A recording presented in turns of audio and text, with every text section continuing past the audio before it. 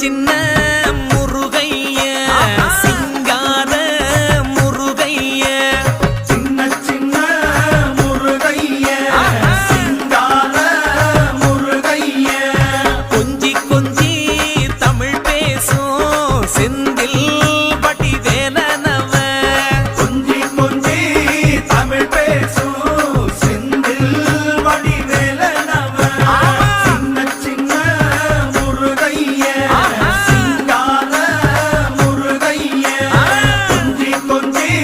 தமிழ் பேசும் செந்தில் வடிவேலனவ